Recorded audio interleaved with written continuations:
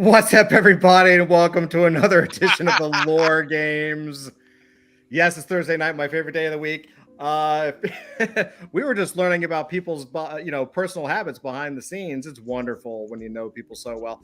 Anyway, it's Thursday night. We love Thursday night. It's the Lore Games. Happy to have you here. Welcome, Willie D. How you doing? Welcome, KG. What's up? Welcome. So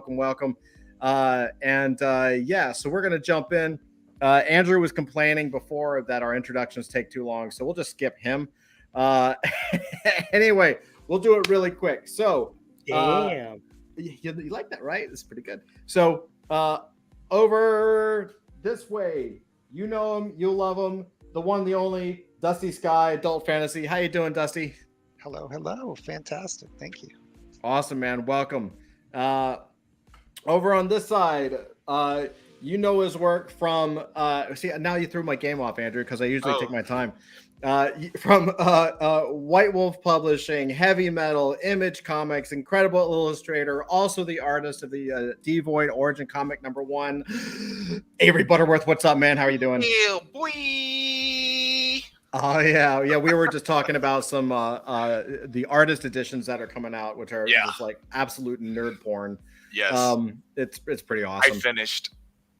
Okay, anyway, so over on this side, we have the one and only co-founder of Adult Fantasy, Flint. You got to follow that. No. Hello. Glad to be here, I think. How you doing, man? Welcome. You're all good. And we'll actually go over this way. Right down there. We have Andrew Charper, proprietor of Misfit Corner Comics, graphic novelist, indie legend, done a number of graphic novels, including his latest, which is Hero Volume 3, which he's working on. What's up, Andrew? It's good to know the checks keep clearing, Todd. You're welcome. I people are gonna eventually believe you. Yeah, well, it's all right. Anyway, no, it's fine. I will keep sending you checks. No, the checks are going the other way, dumbass. Oh, they're coming to me? I keep giving you checks, so you keep talking me up every time. Oh, that's true. I see. Oh my God. Flint, did you understand that reference? Oh yeah. No, I totally understood. Oh, you're so full of shit. No. Flint's too busy trying to look up what a check is. Isn't that like old people money? Yes. Oh, that's good. That's very funny. And over on this side, right over here, 13-time novelist, amazing author, the person who is actually writing the tentatively called Blood and Metal novel, which I cannot wait for. Zach Arbello, what's up, man? How are you? Are you muted? I muted you. Nice, Todd. Awesome. Welcome. I'm just dealing with the day from hell right now, so forgive my somewhat distracted demeanor. No worries, man. You know what solves a day from hell? The Lore Games. Well, actually, in my case, it would be a sniff for a Southern Comfort. Unfortunately, what I'm doing right now, I actually have to be sober. So. Oh no! Well, that really is a bad day, isn't it? Yeah. Oh yeah. No worries. Well, welcome, Zach. We love you, and we're glad you're here. All right, let's jump to the board. Look at that. We got the intros done in like 5 minutes. What? Less than 5 minutes. I was going to say, Todd, good job. Beautiful. Good job. Thank you. Nothing like someone telling me to hurry the fuck up to help me hurry the fuck up. That's what friends are for.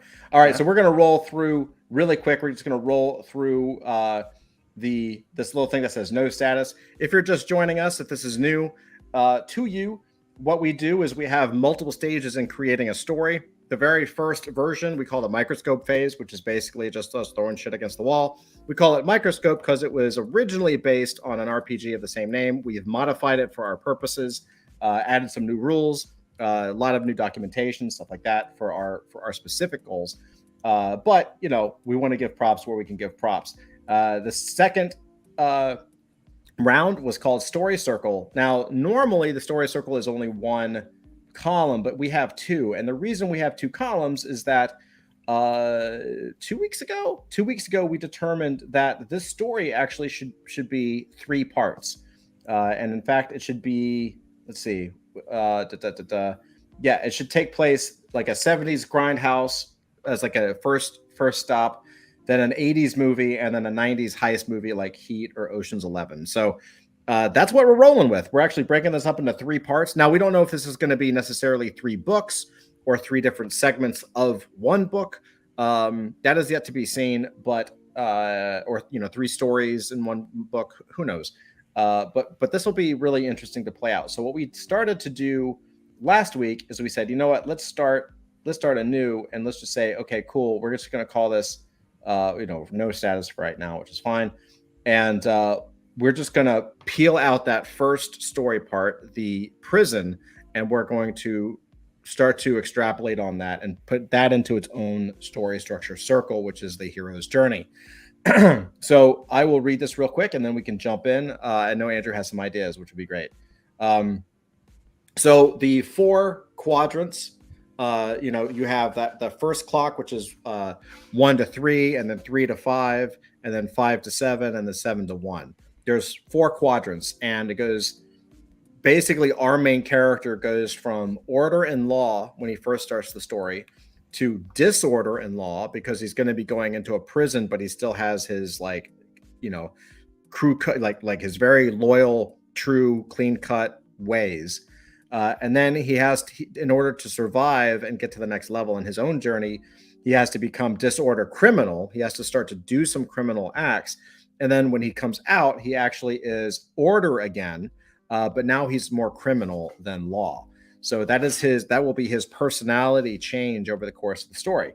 So you is the number 1, a character in the zone of comfort. It's the 1970s in New York City. Nathan Ranger is our main character. Young, naive, idealistic, clean-cut quarterback rookie cop, cuts the crust off of his peanut butter and jelly sandwiches. Irish lad, dad was a cop. He's pretty loyal. He has a need. What is it? Well, his father was a cop, so he needs to live up to those expectations. He wants to be the perfect son, make his dad proud. His dad was killed in the line of duty, and it was a little weird. The way his dad died was just a little strange. He needs to try to set the world in order, which is why order matters so much to him. So chaos and disorder ain't going to go so well for him. He also needs to know what killed his dad, been tracking it, which is unsolved. Pictures of the scenes, fight scenes every night. So basically, he's kind of obsessed with his dad's death. Our cop is introduced to an agent from X agency. He's taken to a crime scene. This crime scene is identical to his dad's crime scene. It's very clear that it was done by the same person. The agency has watched him for years, knows he's an expert in this case. They have new info to share with our cop, but in order to do so, the cop will need to disappear. Convicted of his dad's murder, he takes responsibility for it. So basically, he in order to get to where he can find the person that really killed his dad, and really get to the bottom of what the hell's been going on in his family, basically, he ends up taking the rap for, and join this secret agency. He ends up taking the rap for his dad's murder. And the reason for this is that the person that he needs to speak to is basically ungettable. The only way to get to this person is to get thrown into a literal pit. Like, this guy is essentially on a supermax prison for supervillains that no one knows exists. It's like Guantanamo Bay for supervillains or something. And the only way in is for him to take the blame for the murders of his dad and the new case. This actually brings up a question that I just realized. So search. So now we're in the search. He's in the prison. He's now the only human in a supermax prison world of supervillains, potentially located under the Statue of Liberty. He meets Cobalt Fox. Cobalt Fox, we believe, is going to be his cellmate. And Cobalt wants to be better, but his past is coming back to haunt him. He doesn't want to kill, but doesn't have a problem with it. This Cobalt Fox is not our Cobalt Fox. This Cobalt Fox is a hitman. He's just very good at killing. That's his skill set.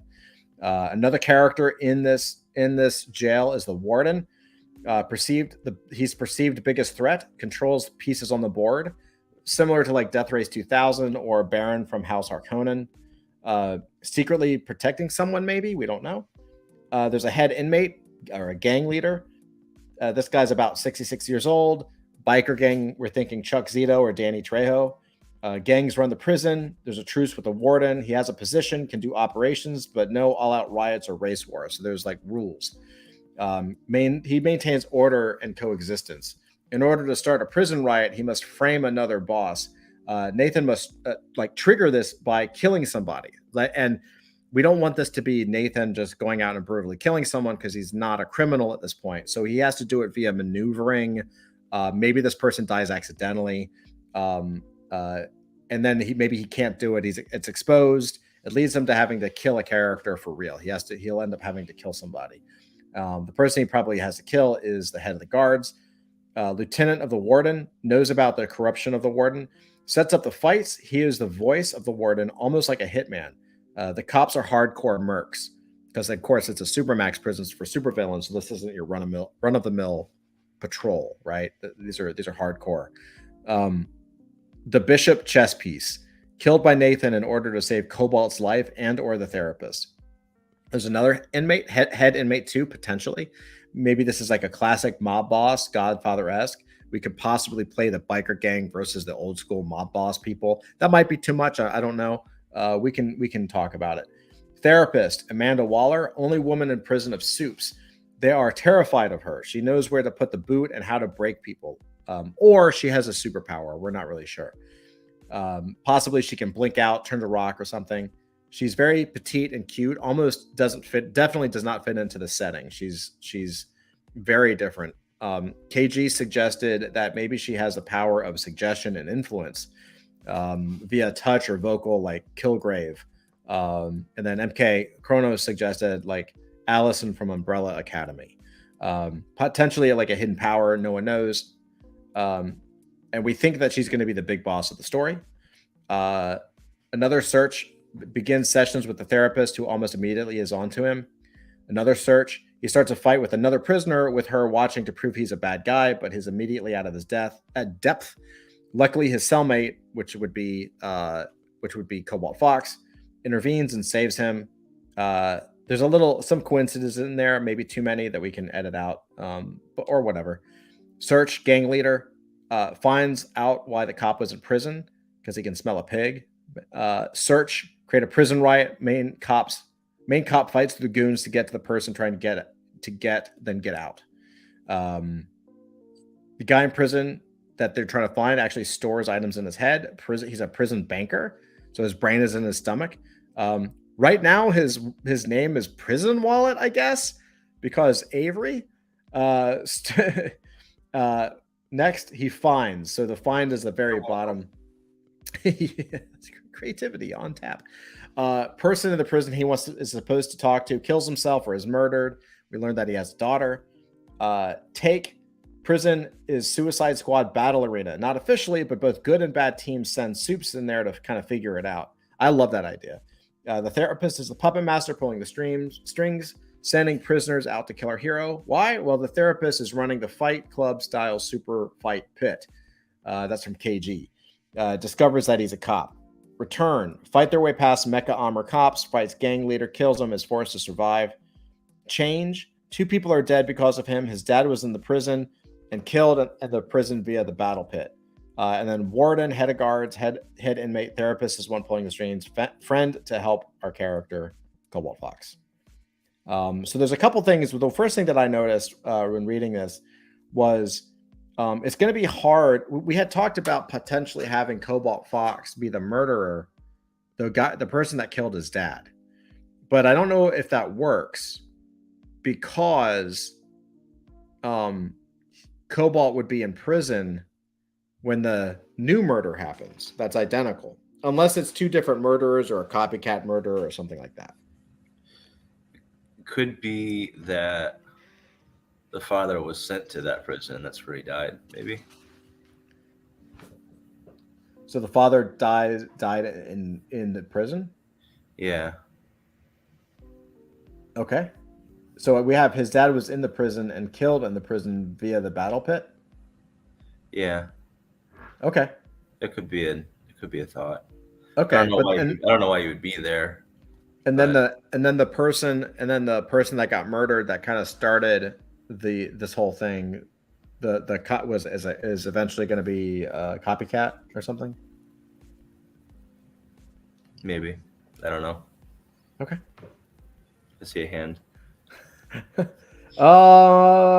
Avery. No, I'm just kidding. What's up, Andrew? What if the reason why the dad was in the prison and gets killed is because he was sent in there by the organization to root out something?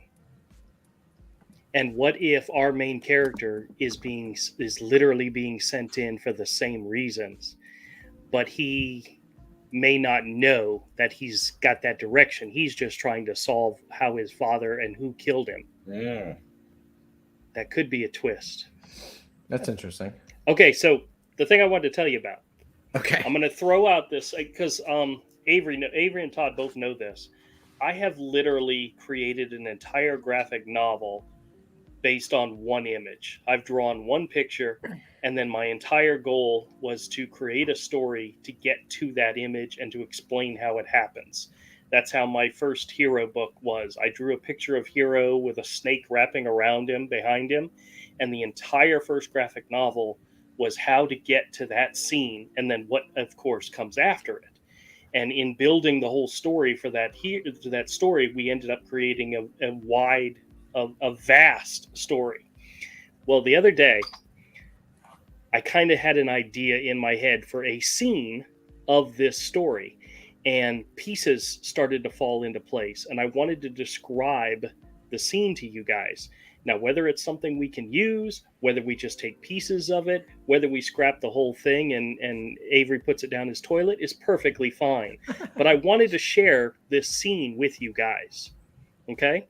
And it also adds a little bit to the psychologist's powers.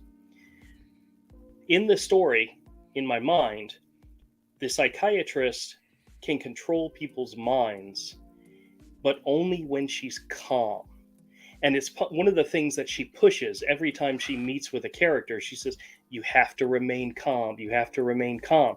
But they're actually falling into her trap by being calm. Therefore, if she is calm, she can control you. If she's in a panic or if she's in a life-threatening situation, her powers do not work. And the reason why I thought this was really good is because I want to put her in a situation where her life is in danger and Nathan saves her life. And she realizes he's doing it of his own free will. He's not doing it because I told him to do it. Because she's constantly telling other characters in this jail to protect her, to keep her from harm, to do these little things, to do these big things, to do anything she asks them to do, whether they realize they're doing it or not. And even Nathan can come under her influence during the story. But there's going to be that moment in which her life is in peril and she's panicking and screaming and help, and he saves her, and he's the only one willing to save her. And that's kind of another indication to her of his true character. Okay? Now, put that aside, and here's the setup. This is during the prison break. I imagine there's a tower, like a guard tower, a large tower, where there's a control booth at the top. And you've got one of these really, really big computer setups that has digital displays of all the inmates and all this. And one of the things we talked about before was the Suicide Squad aspect.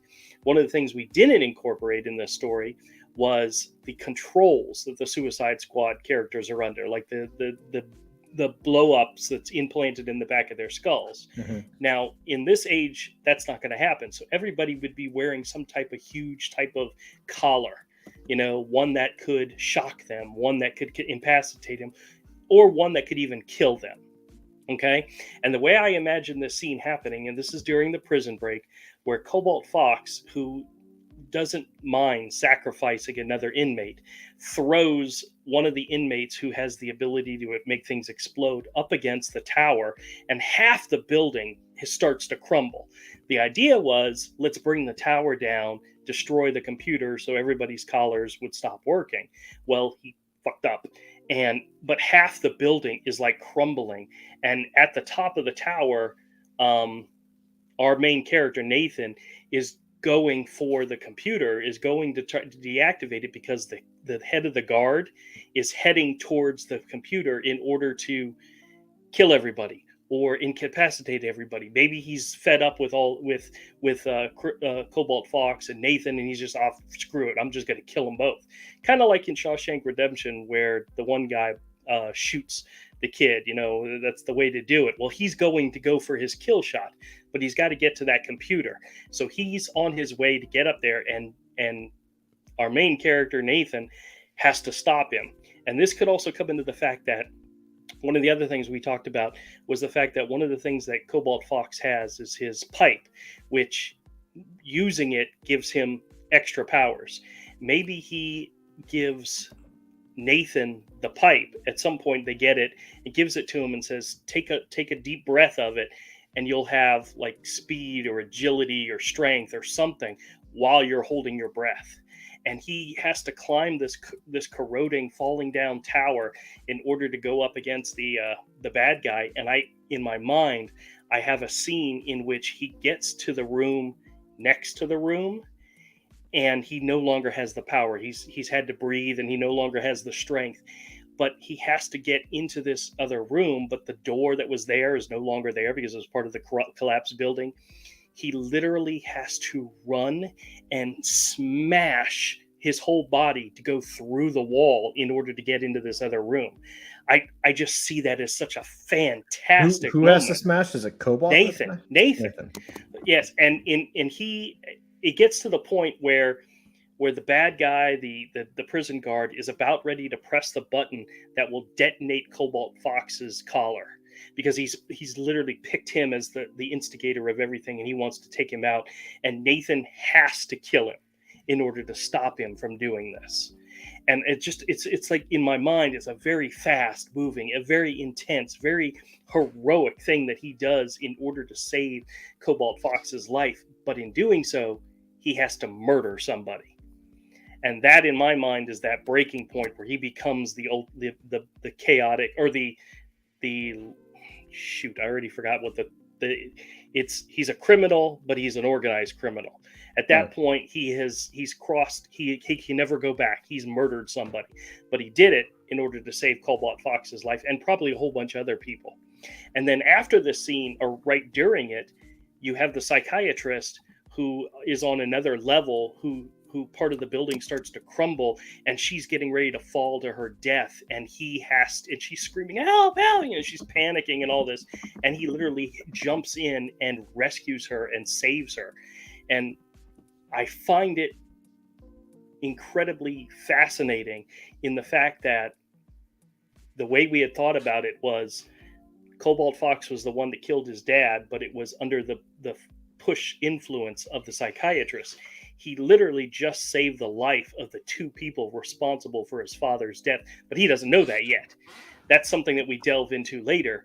But the fact there's going to be a moment for the audience where you go, oh shit, he did this great. He became a bad guy by saving the life of one person, and then he saved the life of somebody else selflessly.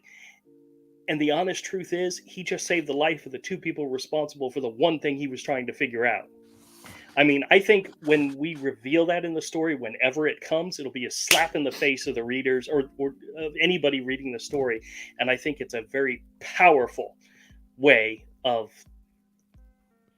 doing it.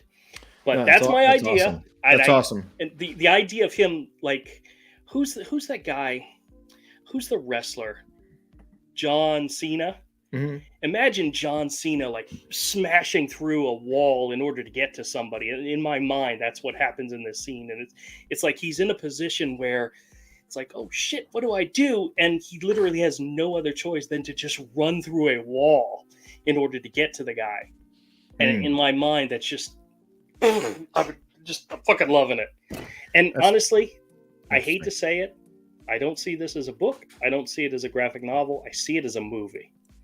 And I think everybody else may see it as a movie as well, even though that's not what we're going to do. We're not going to make a movie. For sure, for sure. But in my mind, I see this as a movie, and there's high stakes, there's high action, there's shit going on here and things going on here, and this one scene is Nathan focused, but it's the turning point and the redemption, and it's the redemption and maybe he saves the psychiatrist first, and then does the bad thing. I don't know, but in my mind, these are events that just they hit exactly the right beats to what we're going to accomplish. Now, building up to it and all the little details around it, we can still talk about. But in my mind, I just loved this scene.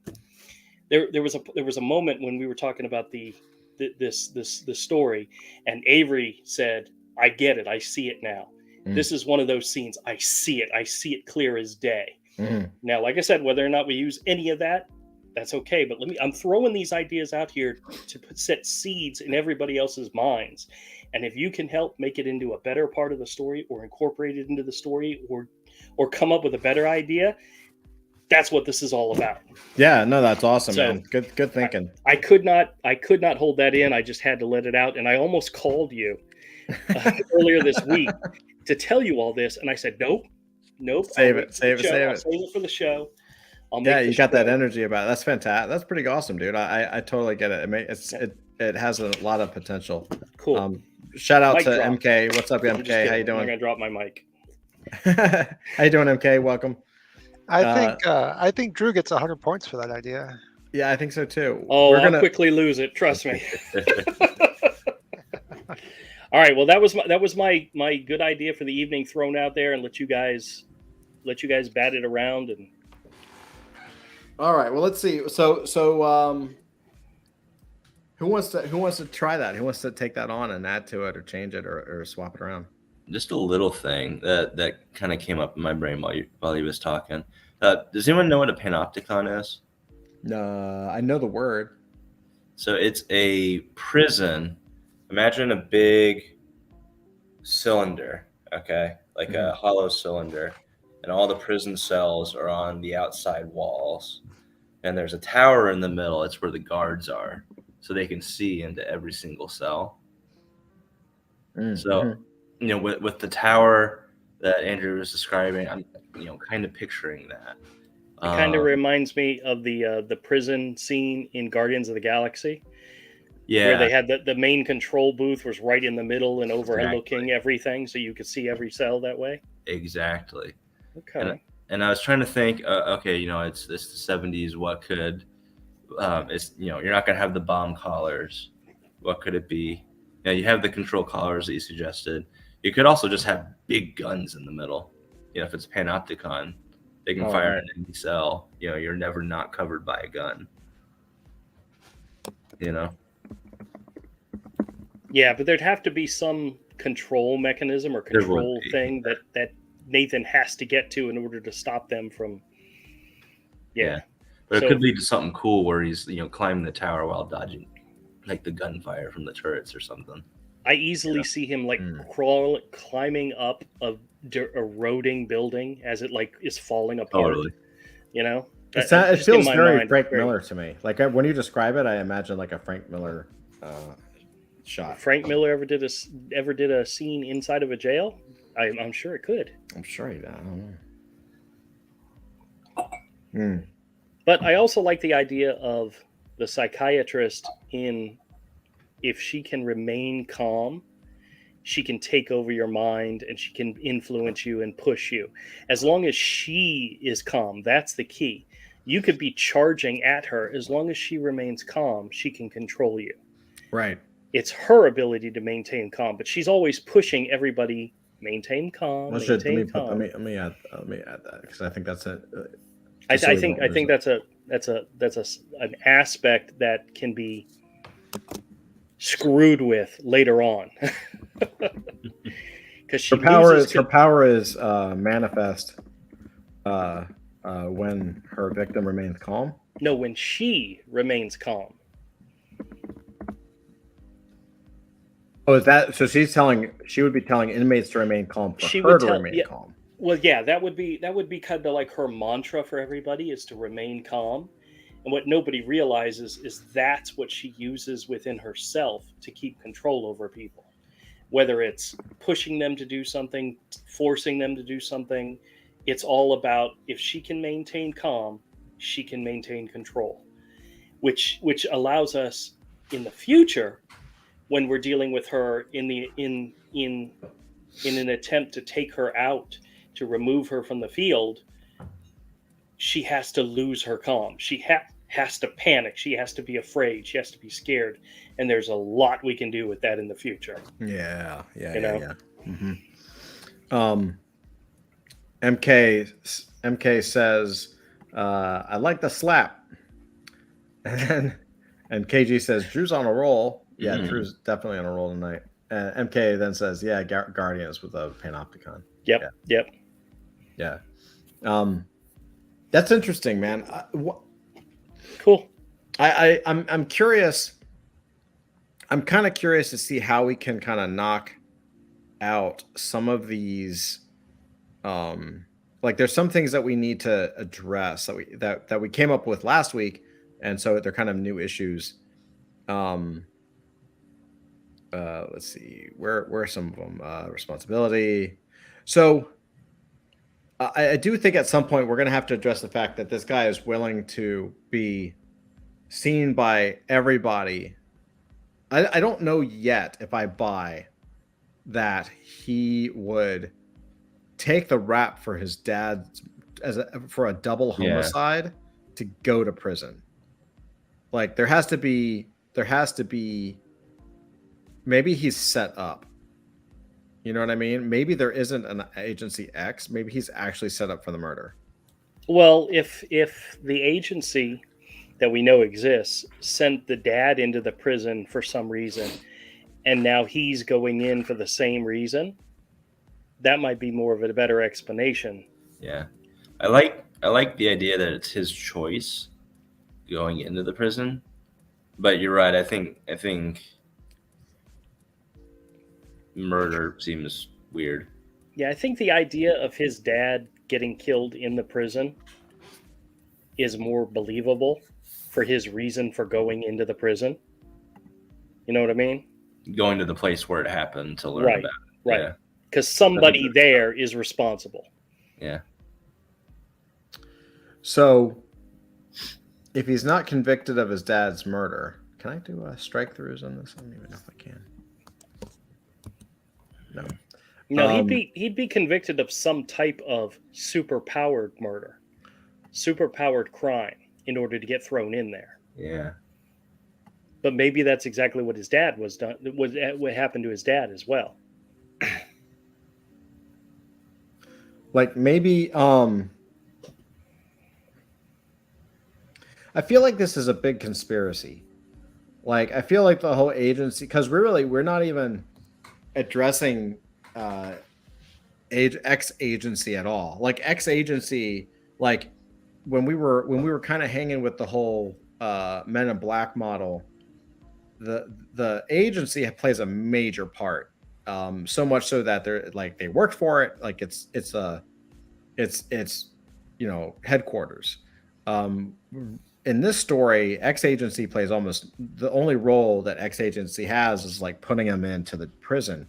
And so I'm wondering if it's more. So one of my all-time favorite movies, top 5, is The Game. I love that movie. I've watched it probably 20 or 30 times. If you guys have not seen it, you should absolutely watch The Game with Michael Douglas. I fucking love that movie. Flint. I know, shocker, right? Anyway, it's a brilliant movie. It's phenomenal. It's a David Lynch, I think. It's just brilliant. And it's actually a good Sean Penn too. Which, yeah, it's a very good Sean Penn. It's an excellent movie. Yeah, other than I Am Sam, I've hated him in every single thing he's been in. Yeah. I think The Game and I Am Sam is the only two I've ever liked him in. I don't know if it was David Lynch. I take that back. I don't remember, but it's definitely one of Michael Douglas's best. And I love the movie. So, but basically one of the things that's so interesting about the way The Game is set up as a story is that David Fincher. That's right. Thank you. I knew it was a David. David Fincher. Sean Penn was brilliant. Yeah. MK knows. What's up, nerd? MK's down. MK was bringing out last night was bringing out George Perez references. Andrew. Nice.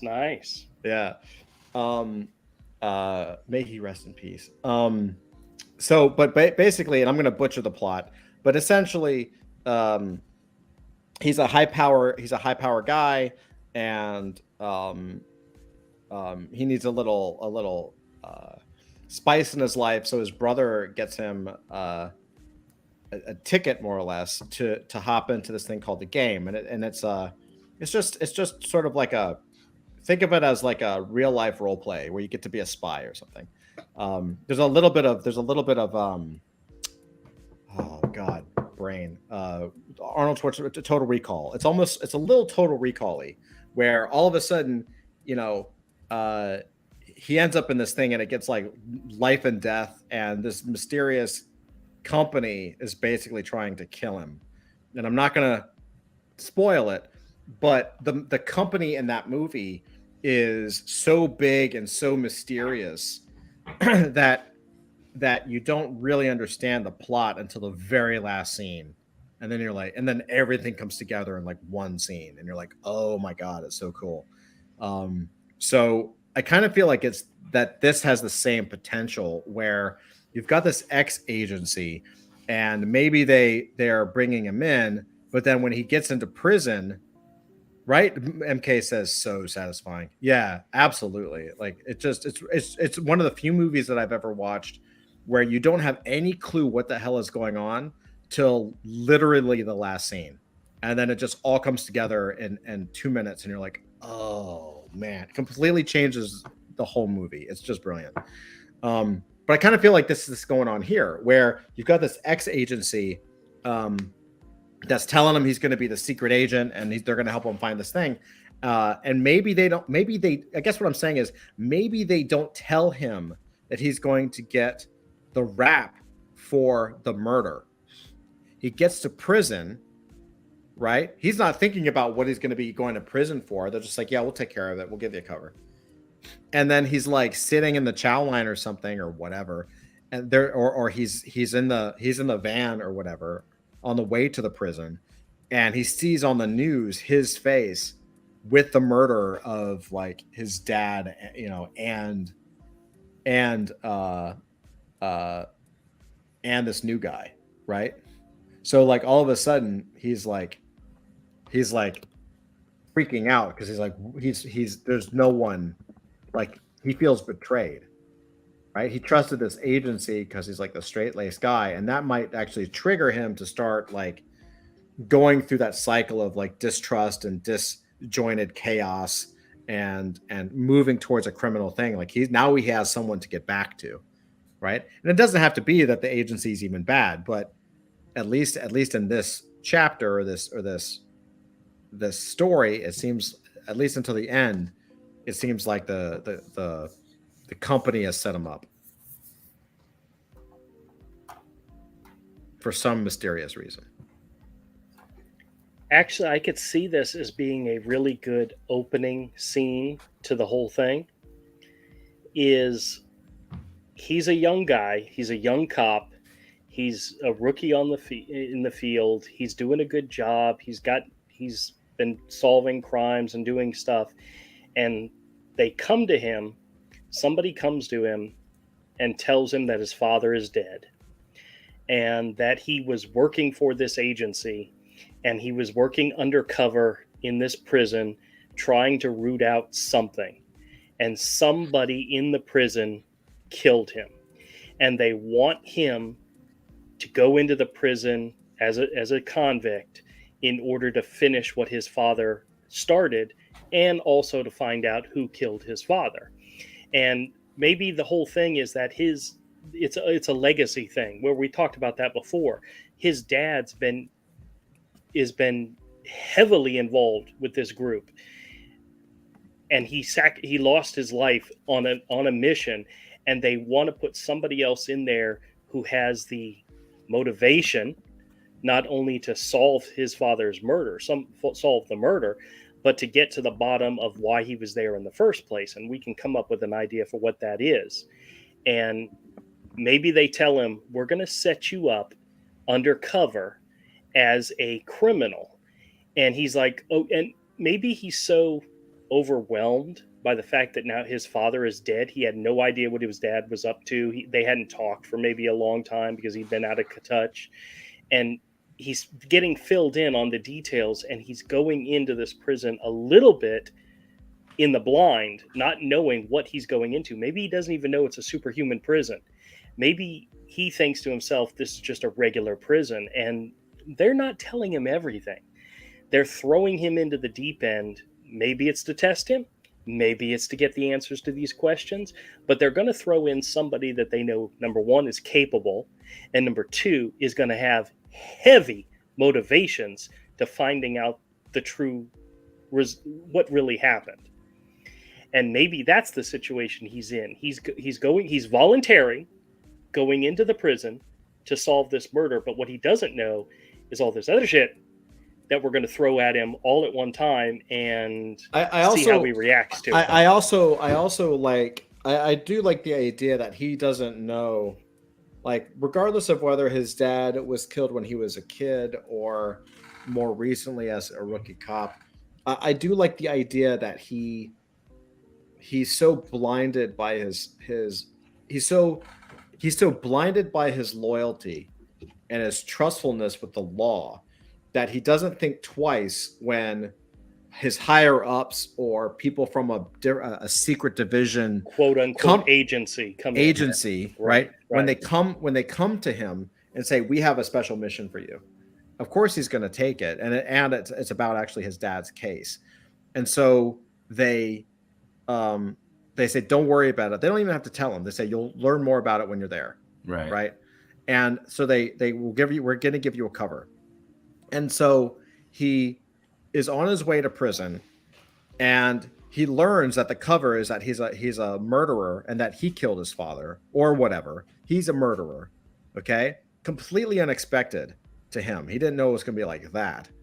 Right. And so now he's freaking out. And so while he's in prison, that actually opens up that opens up the opportunity for him in prison to also have to deal with the fact that his other friends and family who are on the outside now think he's a murderer, right? Like maybe he has a sister that comes to visit and he's like, no, you don't understand. I didn't do it. And she was like, we saw the pictures, like there's this dynamic where now he really is alone, where even it sets up a really cool scene where we show that even his friends and close family are like done with him, even though he led this perfect life and was super cut, straight edge and all this kind of stuff. Like, he's been set up.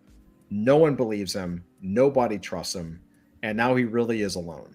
Right. What if the murder that he's convicted of as a cover for him to get into this prison is set up as some type of superhuman murder? And maybe that cover story is to protect him when he's in this prison, because he doesn't have powers, and we know that. But the people in the prison don't know that. Sure. Well, I think that's something that can come out towards the end, right?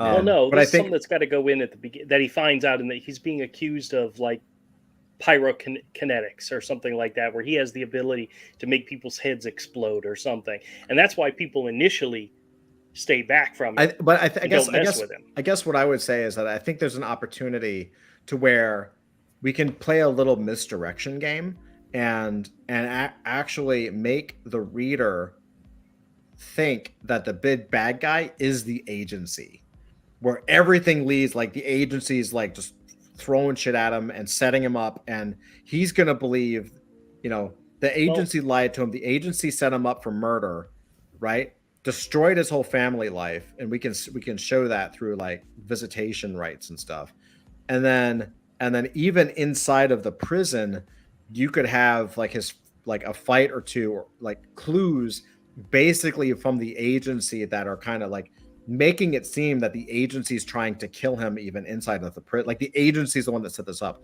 In reality, what it is it's the agency doing what it can. When you find out, again, kind of like the game, very last scene when he's free, when he gets out, and the agency is there, it's explained to him that basically that was all done to protect him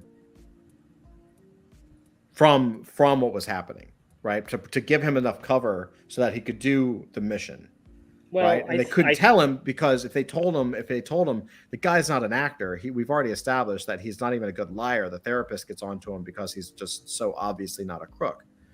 But if he doesn't know, and he's kind of like all of a sudden he's a trapped animal in a cage with no way out, and now he's got to survive, like he has to adjust to that, right? Because if he just walked in as a cop knowing he's undercover, there's a little bit of like security, right? Because he's like, I'm protected, I'm a cop. Like he's not gonna, but if it's like he's a fucking murderer now, whether he did the crime or not, and he's all alone, then that survival instinct might kick in, and he has to like kind of become the criminal a little bit.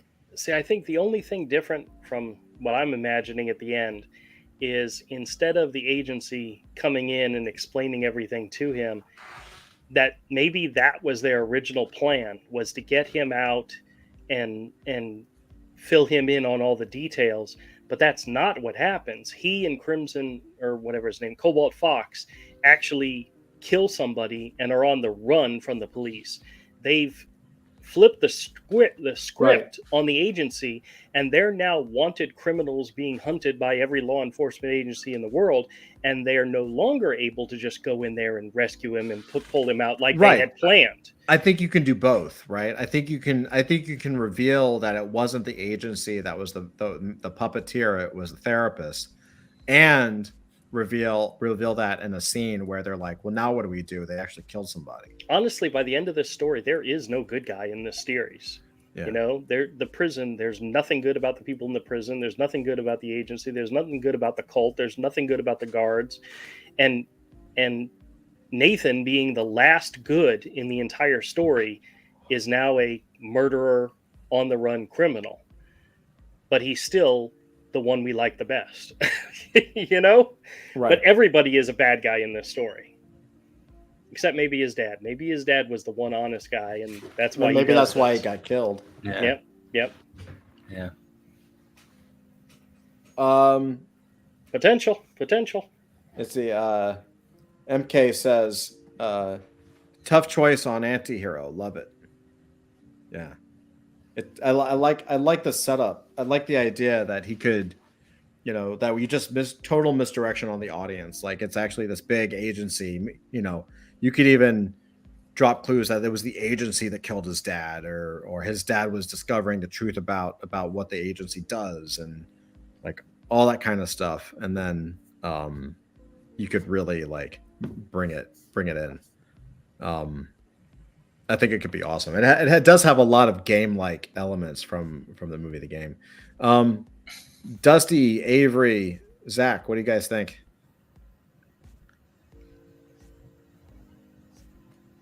I like the idea of the prison as a panopticon. I'm thinking though, because again, I'm seeing this. I'm thinking though that it should be, given that it's a prison for holding, basically superpowered psychos. It should be like a panopticon on steroids.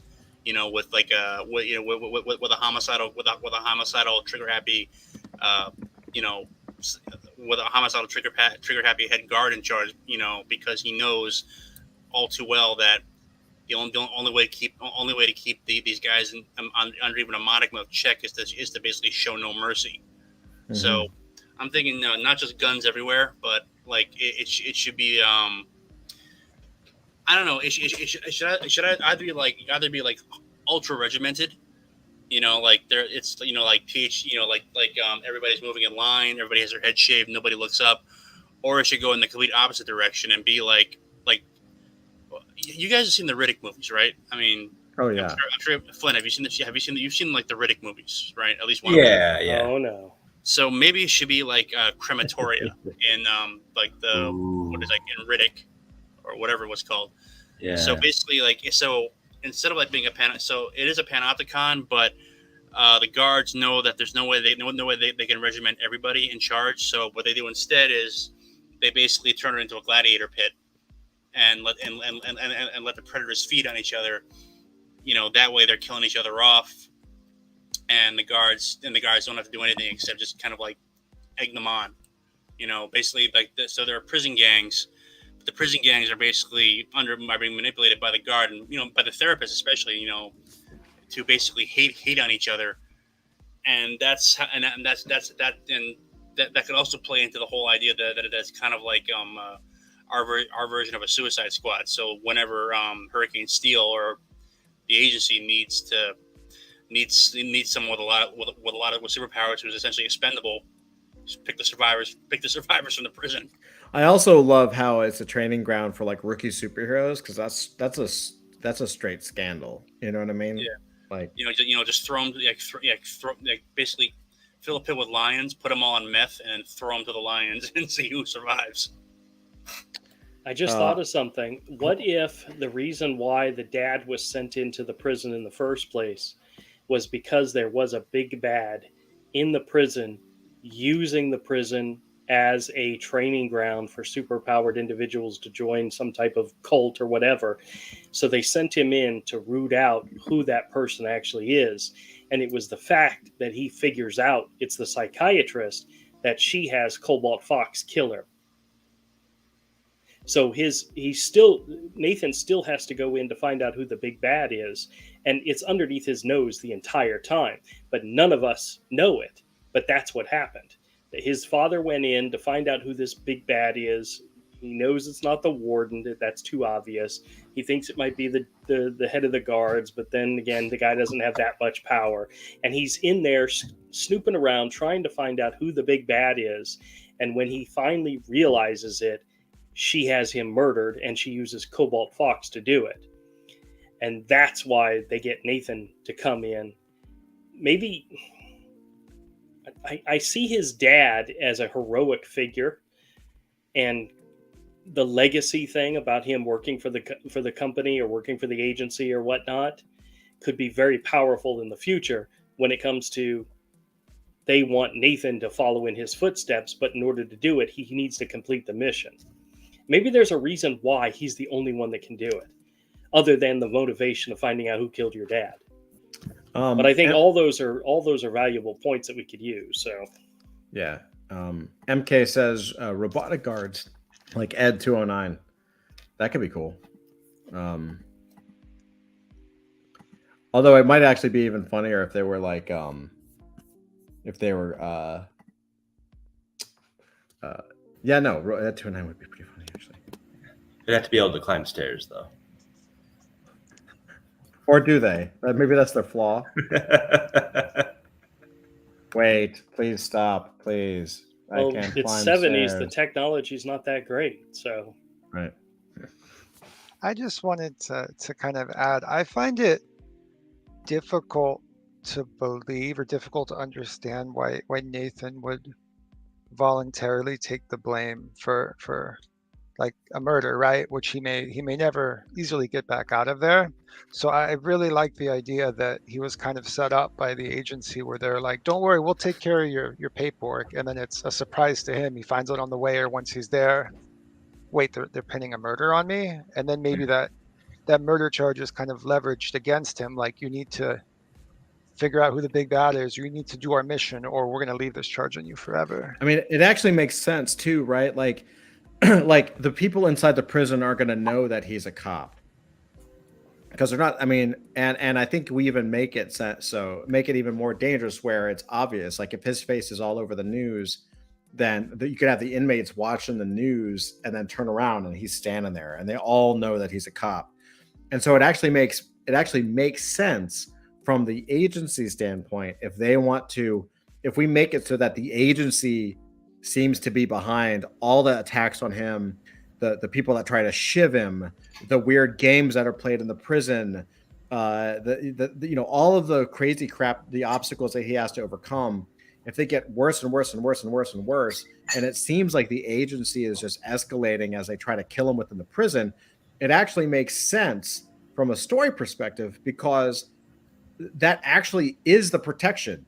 Because if they try to kill him in like light to heavier ways, then from an inmate mindset, they're going to be like, well, this dude's not a cop. The cops are trying to kill him. Yeah.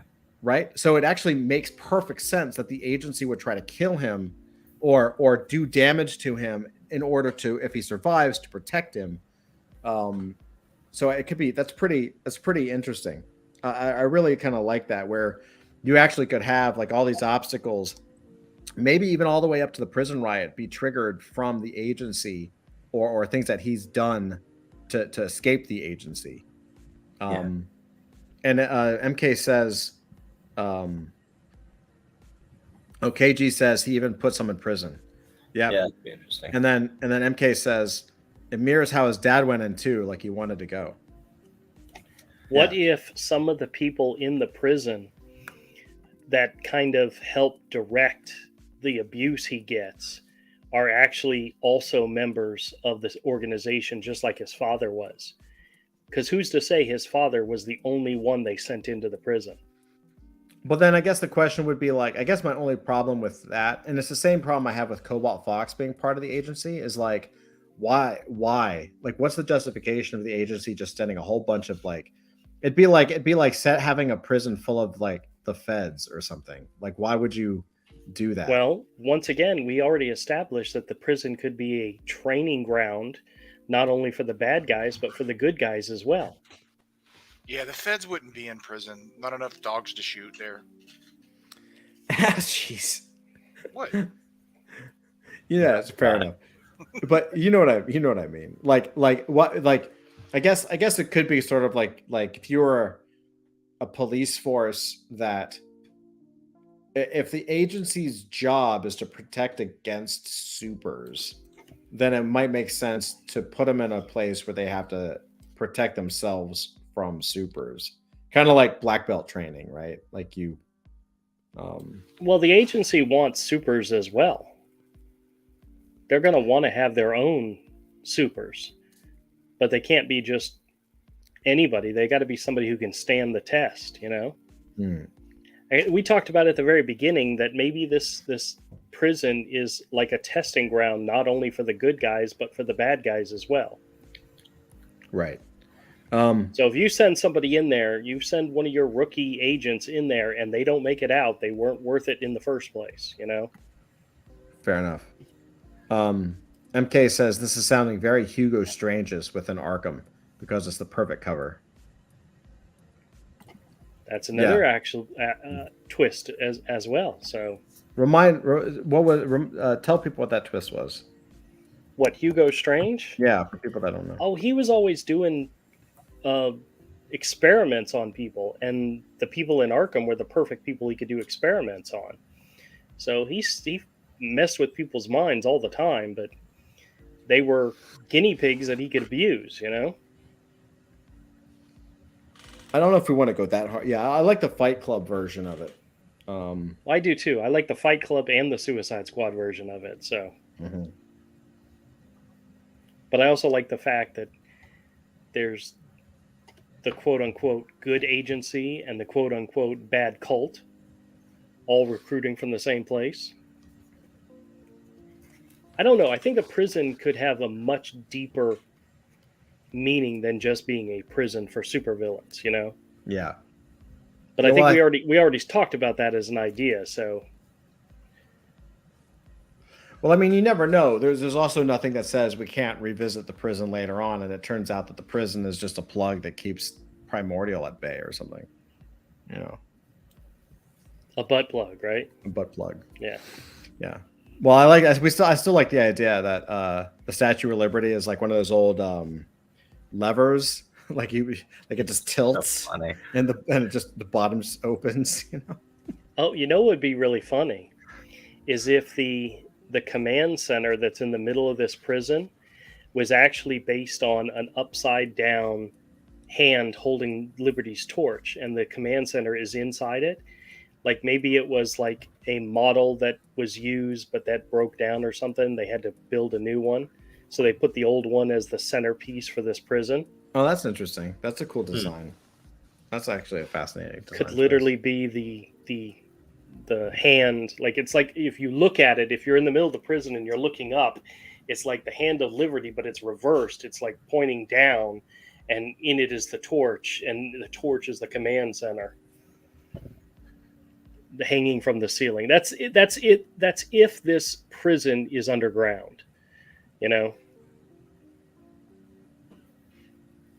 Like it's the reverse of what's above ground, you know. Right. Like a literal upside down, right? Yes. I don't know. Could That's be interesting. No, that's very interesting. So we have, who else do we have? We have some of these characters we haven't talked about yet. Actually, we have, we've got the warden, we've got the head inmate, the gang leader, we've got the head of the guards, we've got the therapist. Let's jump into some of these characters. I also, we,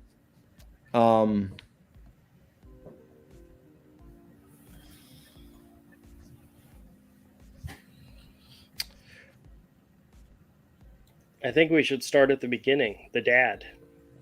oh yeah, let's add the dad. That's a good idea. Let's start there, and everything else kind of builds off of him. All right, so let's go. Let's go round table. Like what? Nathan's dad. Who was he? And why did he get sent? Why did he get sent to the prison, and how did he die? I imagine him being an older version of Nathan. You know, Well, that's usually what dads are, Andrew. take Nathan and add 30 years to him. You know, he's a big guy. He's built. He probably was a football player. You know, he's John Cena to if Nathan is Reacher, he's John Cena to his Reacher. You know, he's big, he's huge, but he's older. I'd say, well, do we want to make maybe we can make this guy a superhero in a sense as well, because if he's gone underground in this particular prison, it might be that maybe he had some sort of not necessarily a superhero, but he had a power or a gift, and which would have allowed him to ingratiate his way into the people working there, because why would they let in just some ordinary human guy who can't do anything for them? I mean, obviously that's what they're doing with Nathan, but maybe with Nathan they're trying a different approach. So why don't we say that maybe his dad is not like a major superhero, but he had a power that would have justified sending him in there if he was a criminal. So, for example, or maybe he has a weapon like the Green Lantern's ring. Yeah, something like that. He himself is not a superhero, but he has some type of something. Here's an idea. So maybe he goes in there and he has around his wrist a bracelet that can't be taken off, and when it's activated in the right way, it causes him to copyright alert here, Hulk out, if you will, or it allows him to tap into his into his emotions in a primal way, giving him greater strength, speed, and skill, but at a cost to his physical health. And perhaps the psychologist or someone like her would have used that to her advantage when she figured out what he was actually doing there. So instead of just straight up murdering the guy, she arranged it so that she turned his power against him. So it was a murder, but it didn't look like a murder. Does that make sense? Because I think that would make the psychologist be even more it make her seem even more diabolical than she is already. She's such a manipulator that she was able to use Nathan's dad's power to essentially kill himself, to essentially murder him. She turned it against him, and it would also make his death more of a mystery instead of him just dying, just being right out killed. People saying, yeah, maybe he was, or maybe he just had a heart attack, So it'll make it that much more of an obstacle for Nathan, because he's trying to find out who killed his dad, and there are a lot of people saying that he wasn't killed at all. He just essentially overdosed on hate or anger, or if they didn't know about his power, they said he just dropped dead. It happens. So there's no conspiracy here, or something like that. That's interesting. I like that. MK says Berserker bracelet. That could work. That's The Berserker bracelet. I'll add that just so we have it tracked. And you know what? Cool. It should be like something. This his dad's supposed to be like this. Supposed to be like this uber manly man, right? Like John Cena or Although to be honest, given the time they're operating in, I'm thinking more like Hulk Hogan or or Macho Man Randy Savage or the guy Rowdy Piper. That's who should be. That's what he should be like. Roddy Piper. He can't be too big either because Cobalt Fox is a slender person. Right. Unless we want to do something that sucks the energy out of a person again, like we did with Solar Mannequin, but I feel like it's too soon. MK is saying that he's looking up Farscape references right now. Remember, we said this isn't our Cobalt Fox.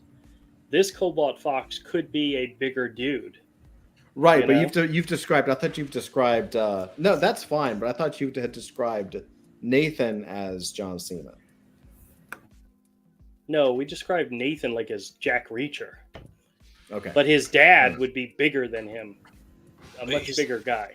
Yeah. So who's to say that Cobalt Fox, the one that's in this prison, isn't a svelte, huge John Cena type character as well? Yeah. Remember, I said because this isn't ours. The Crimson Cobalt. Why do I keep calling him Crimson? The Cobalt Fox we know and love today. It can be a completely different character. Mm-hmm. So actually, that would make more sense too if he was a big built guy. Nathan taking over his role in the second book would probably fit better. Over time, he ages and maybe he slims down and becomes the stealthier, the sleuthier looking Cobalt Fox. But in the prison, I imagine them all being as big as possible, And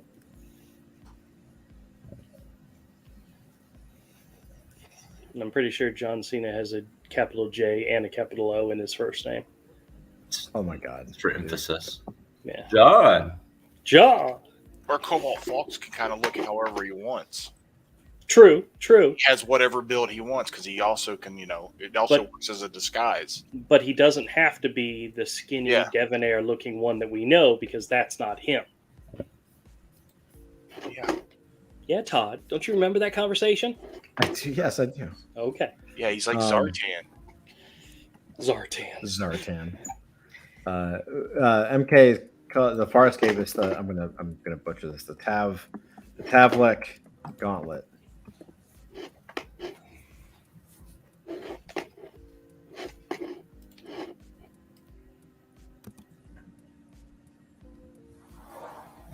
I'll have to look that up. I don't remember visually what it looks like. So the dad has a power or something, goes in, discovers the plot, discovers the pit, and is killed for it.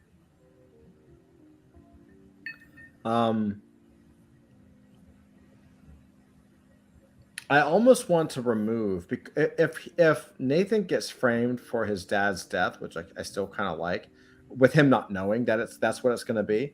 It kind of makes me want to remove the identical crime scene. I kind of feel like it should be for his exemplary service and for being just like a super good cop. Maybe he takes down a bat and there's a maybe there's a scene where he takes down the bad guy. Like I don't remember how Will Smith's character got selected for Men in Black. He chased down an alien. Right. Okay, there you go. So I think it's kind of the same thing, right? What if as a hero his dad was framed for a murder and sent to the prison, and when Nathan goes to prison, the news is reporting that he committed a crime similar to his dad's, which was superpower induced. And maybe that's why everybody thinks he has superpowers. Maybe everybody thinks it's a lineage, something passed down from father to son. Maybe it's a gift that's passed down between the two of them. I feel like it's getting too deep, and I feel like you're taking away the. I feel like if we do that, then we're taking away the fact. Like one of the coolest things to me is the fact that this dude's just a puny human in a world full of super beasts, basically. Maybe he absolutely still is, but the impression that everybody gets is that he's a supervillain, following in the legacy of his father, who was convicted of some type of heinous murder and sent to prison. You know? Oh, interesting. Maybe that's one of the reasons why his family disowns him while he's in the prison, is because he's being in the public eye, convicted of this heinous crime. Something that he never did, never would have done, but they've convinced the world he did it in order to bolster his backup story for why he's going to the prison. Right. They literally destroy his world while he's in there. And he agreed to go in. He volunteered to go in. He had no idea how much damage they were going to do to him while he was there. You know? Mm-hmm. Maybe that's another reason why when he finally breaks out, instead of going back to the agency that got him in there in the first place, because remember, he knows why he's going in there. Maybe the reason why after he escapes, he wants nothing to do with them and is running from them is because of all the shit they put him through while he's in there. Maybe that's another reason why he goes bad. He breaks bad, is because they created the persona of the guy going into the jail, and they literally created him while he was there. Another Shawshank Redemption reference. He went in an innocent man and had to go to jail to become a criminal. Right. I like it. Pull it apart. No. I mean, I certainly like that. I certainly like he had to go to jail to become a criminal. Like, yeah. No. I think there's a lot more Shawshank reference in here than anything else, but I still like it. Building on a classic. And Flint, if you haven't seen Shawshank Redemption by now, if you haven't, don't even say it. Don't even say it. Don't even say it. I don't want to hear it. Shawshank is a great movie. It is. It's on my list. It's on the list. Better be top 5. Right under The Game. And right above Red Dawn and Roadhouse. And right around and Point Break. And somewhere around Sex and Fury. No. Yeah, I haven't seen The Game. I'm gonna have to watch that. Never seen it. Yeah, we have to. We absolutely The Game. Maybe we'll do a watch party. Flint, tell me at least you've seen the original Top Gun. Oh yeah, of course. Okay. Wait, hold on. There's hope for you yet. MK says homework, Flint. Shawshank and The Game. And then KG says, "Come on, Flint, damn." And Tango and Cash, Tango and Cash, which is basically like the '80s, and like distilled down to its. Even KG is KG's like, yeah, The Game is amazing. Like, it's a great movie. It's one of those movies. It's like if you know it, you love it. But most people have never heard of it, and I don't know why. How about Big Trouble in Little China? You've seen that? Classic. Yeah, I've seen that 1,000 movie. times. All right. How about Goonies? Have you ever seen Goonies? I have, actually. Come on, I'm not that uncultured. Back to the Future? Yeah. Alien? Star the Wars. Original? Love Alien. Terminator? The original? I've seen bits and pieces. Oh, To be fair, Drew, I haven't seen the original Terminator in about at least 20 years. So, But you've seen it. yeah, a long time ago. How about James Cameron's your goals, masterpiece give them to me. Titanic? Yeah, I've seen Titanic. What about Avatar, I've never seen Titanic. Okay. Which Avatar? the original one? James the Cameron's Cameron movie? Avatar. Okay, yeah, I've seen that. That one, by the way, is coming back to theaters next week. I have not seen that actually, and I have no desire to. If you were talking about the live action Last Airbender movie, I was about to get mad. No, we've already talked about this once before. We don't talk about that here. We don't talk about Fight Club, and we don't talk about M. Night Shyamalan's Last Airbender. Those are the two. Period. Wait, why don't we talk about Fight Club? Oh my God, Flint, have you seen Fight Club? I have, yes. Oh, thank God. Because if he didn't get that reference, I was going to slap his. Because the first Todd missed it. I know. The first rule of Fight Club is you don't talk about Fight Club. Jack Burton. Fight Club is a different movie. Okay. I'm dense. It's okay. It's fine. Yeah, we know. We know. Oh man. The Michael Keaton Batman movie? No. Andrew, are you okay? How do you know this person? How do you know this person, Todd? I mean, really? He's a great designer, man. Todd likes me for my programming skills, and that's it. I was trolling Craigslist for just people you could hang out with, and he showed up. I was lonely. I am absolutely fairly certain that's exactly what you typed into Craigslist in order to find Flint. Man looking for man. Yep. Yes. Yep.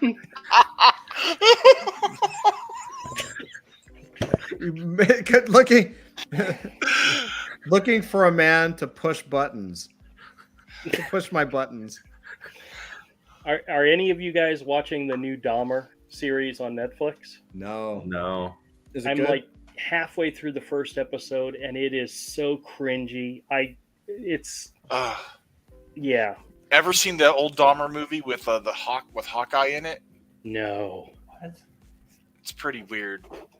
This one's got the kid from American Horror Story, yeah? Quicksilver from the X-Men movies, as Jeffrey Dahmer. Oh, well, Hey, he looks exactly like him. It's so scary. the other one I was talking about is got the guy that played Hawkeye in the Marvel movies as Dahmer. Oh, really? Yeah, Jeremy Renner. yeah. It's kind of a boring movie, but he's really unsettling in it. Like something He's like a great actor. his Yeah. presence is like I feel really weirded out. You want to hear a great movie that I just rewatched today that I think it's one of my all-time favorites, and I know nothing about the source material. It's the movie Whiplash. It's about the drummer in college. Oh my gosh, fantastic movie. I remember Start the trailer. to finish, it's a fantastic movie. I remember the trailer So for that. stressful. I haven't seen that. I don't know. It's about drummers, but I'll watch it whenever whenever it strikes my fancy, I'll watch it again. I've seen it probably 10 times. It's a great movie. Never heard of it. I own it on Steelbook. So yeah. Yeah, that movie stressed me out so much. Oh yeah. It's a good one though. Oh man. Well, we're gonna have to. I think we have a good list now for some watch party stuff. We're gonna start doing that. Maybe we'll start doing that next week. Maybe we'll start doing An education playlist. Yeah. Oh, yeah. The Flint education playlist. desperately seeking Flint. Just Clockwork Orange style. Pry my eyes open, make me watch movies. Yeah. No. Nice. I can't believe you busted out the desperately seeking Susan reference, dude. And he didn't even catch it. Yeah, I caught it. I was just like, oh my god. What is this? Flint, have you seen Desperately Seeking Susan? No. Well, that was obvious. Like, there's no way he would have seen that.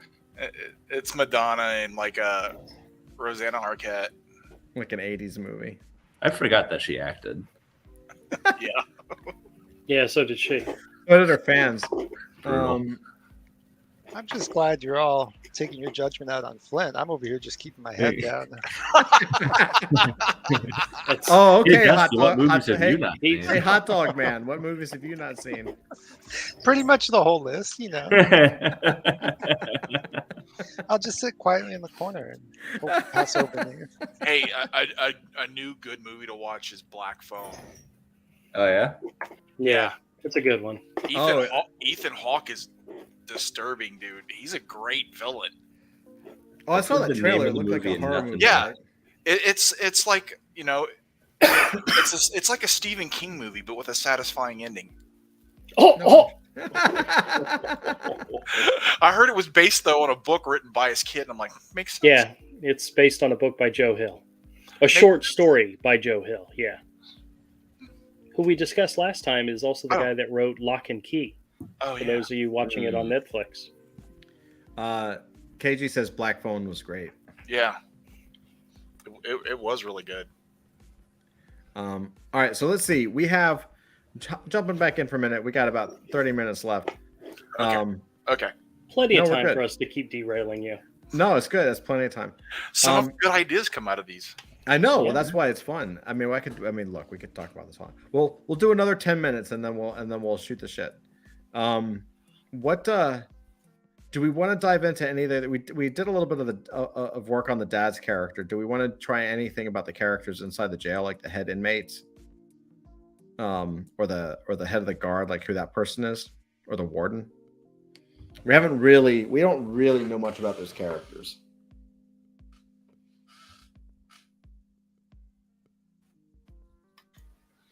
The warden definitely turns a blind eye to what the psychiatrist does. Oh yeah. Either, and it's almost a situation where he's got to be at least paid to look the other way. Right. Maybe he's just like an installed. Yeah. Well, maybe one of the twists of his story is when you find out that she has a gift or powers, that you think that she's got him wrapped around her little finger, but in all honesty, he's just that inept that she doesn't really control him. No, She doesn't need to. She does control and manipulate the people that put him there. Right. Yeah. Maybe they're. Yeah, I think it would actually be kind of hilarious to find out that there's people in the prison doing her whims that are not under her control. They just do because just that's that who they corrupt. are. Yeah, Yeah. exactly. Interesting. I think that maybe the main security guard, he would be definitely within that. Yeah. Yeah. Yeah, he's just doing it because he's a corrupt bastard. Maybe that's something you don't find out till much later. Maybe not even in this story arc. Maybe it's in the book 3 or whatever. But Yeah, you know, maybe Cobalt Fox, Nathan Cobalt Fox, like finds out that about her powers and what they are, and he's like realizing that she controlled everybody, and then the realization is, no, she didn't. Some people are just assholes. Right. You know? Right. Like she doesn't have to control like half the people that she's controlling. Right. So he's basically, does he get? Let's come up with let's come up with a scene for the warden, because I still feel like he needs a little bit more personality. Do we? Oh, make him like the what was it, the mayor and Welcome Back? What was that show? Carter Country. Carter? No, Carter Country. I haven't seen that. I don't know that one. Oh God. My mental picture of this guy is like Lee Ermey Jr. Like who? The drill instructor from Full Metal Jacket. Oh yeah. Oh okay. Yeah. Oh, you see him tough. Maybe, yeah. Or at the very least, he's loud. You know.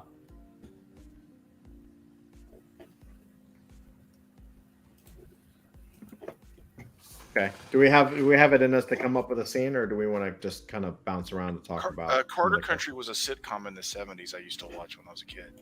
Oh wow. Okay. And Okay, the I'm trying to find like the cast to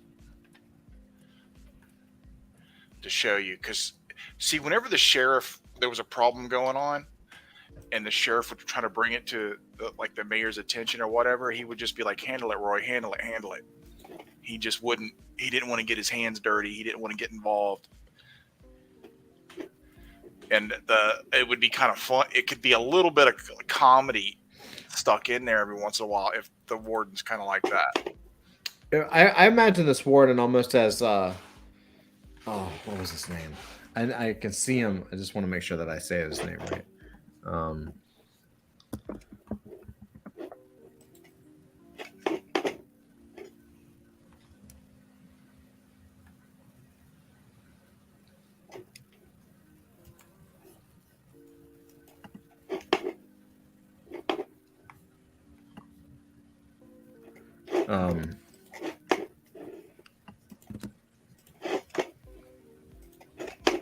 It wasn't him.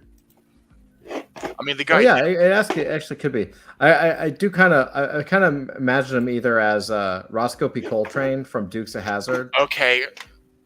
Or the mayor, the bigger character. I can't remember whose name. I can't remember. Boss Hog. Boss Hog. Thank you. Okay, I'm sending you. This is the guy from Carter Country. He's that type. This is how he looked back then in the show. You hold on. Private chat. Never seen Carter Country. Damn. Oh yeah. He does kind of have a Boss Hog look. Yeah, he would just be like, "Handle it, Roy." He didn't want to get his hands dirty. He didn't want to get involved. He just wanted all the perks of being mayor and didn't want to have to deal with any of the stress. Does everybody know who Boss Hog is? Yeah. No. Yeah, I do. Of course I do. All right, here I'll let's let me move this over here.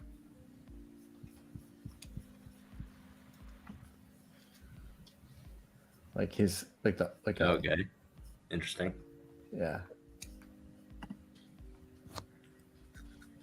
Like the Boss Hog. Like he's what the hell? Okay. Never mind. Saw something in Google search. We'll have to. Yeah. Google search is not your friend. It's not. So I have a thought. If the psychiatrist is kind of in control of everything, and the warden doesn't really want the responsibilities, but he gets the benefits, then what if the warden was completely useless and super nice, and he just stayed out of the way? Someone comes to him and there's there's a problem, doesn't want to touch it, doesn't want to do anything. He just wants to stay in his cushy office and get his paycheck. That's why I suggested this guy. Handle it, Roy. Handle it. This dude. I sent Todd a link that should be one of the videos of the guy doing that bit. Oh, okay. What? Hold on, me go with that. Dusty, hold on 1 second. Oh, I see. Yeah. Hold on. Dusty, what did you say? Say it again. Yeah, if the warden, he's super inept and the psychiatrist is in charge, and so he just washes his hands of everything, and he's relatively nice, and yeah, tells someone else to always handle it, and just wants nothing to do with anything except sitting in his cushy office. Yeah, and has no idea if things go sideways. He's the fall guy for it. He's a figurehead, He's the image of the jail, the prison. But he has no power, really. Right. Let's see. Let's see if I can bring in the handle it, Roy. Yeah. I mean, he literally just says handle it, Roy, handle it. So I'm not gonna. Yeah. We won't play the audio, but you can kind of get a flavor of the character. Yeah, that clip's no Sex and Fury, but okay. That was his shtick in almost every episode. That was his catchphrase. That's awesome. Handle it, Roy. Handle it. Yeah. I used to watch that show all the time. That's awesome. 70s and 80s TV, man. The best.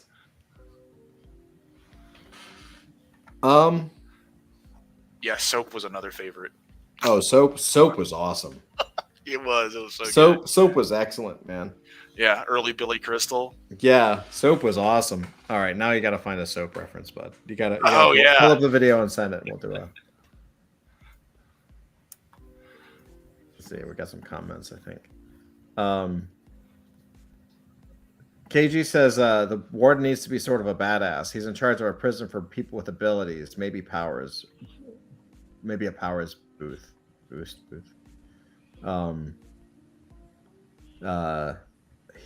Maybe, or he could just have badasses around him. Like there was and what was it? It was the Terminal List. Have you guys seen the Terminal List? No.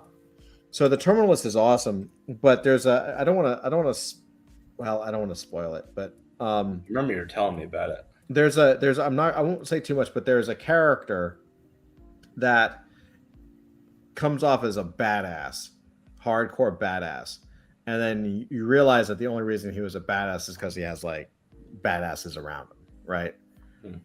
When he's confronted by himself, he was just like a pussy. MK says, absolutely dem Duke boys. Duke's a hazard. MK says, Warden like the Last Castle, James Gandolfini. Yeah, I could see like a James Gandolfini. Yeah, I could totally see that. That wouldn't be him. He was really in charge. Well, you could still have him kind of look at like that or pretend to be that. Right? Right. Like he might not have to be Maybe remember how I said in the prison there was like a Kingpin character and then a Joker character? Mhm. Maybe the Warden is the Kingpin type character, but the opposite of Kingpin in the fact that he really has no power whatsoever. He's just a figurehead. He's just an imposing figure who does nothing. Maybe we could flip it where the head of guards is actually the real badass and the warden is just like the chess piece of the head of guards, like the lieutenant. Like he just goes with whatever the lieutenant says. That's kind of cool. Yeah, and the lieutenant likes his job because he gets his hands dirty, whereas the warden doesn't never touch anything. Let me find He's got to be a sadistic person, you know? Maybe he likes torturing people. Maybe he likes abusing people. Maybe he likes killing people. Maybe he was a prisoner at one point, you know? Yeah. Oh, that's cool. Oh, yeah. I found a Soap clip, but you can't play it on the stream. Really? From Soap? Well, remember, this was the late 70s, and Billy Crystal's character was one of the few, like, very first openly gay characters on TV. Oh, fair enough. So some of the humor, because we didn't have politically correct humor back then. Oh, I am looking at the title. Yep. Yeah, no. look at the title alone. Yeah. We'll watch this later. We'll watch this later, but it's funny.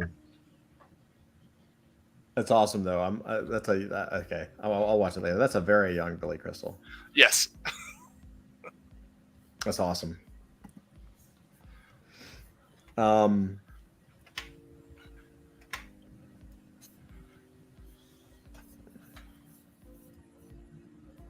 So the warden or the head of guards maybe is the one with real power. Maybe he was a prisoner at one point. Sets up the fights. So he's not really he's set up. He's kind of set up to be the voice of the warden, but he's really the one that calls the shots.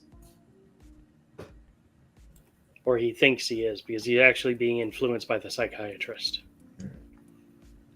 But maybe she doesn't have to push him that hard, you know, because he's that psychotic.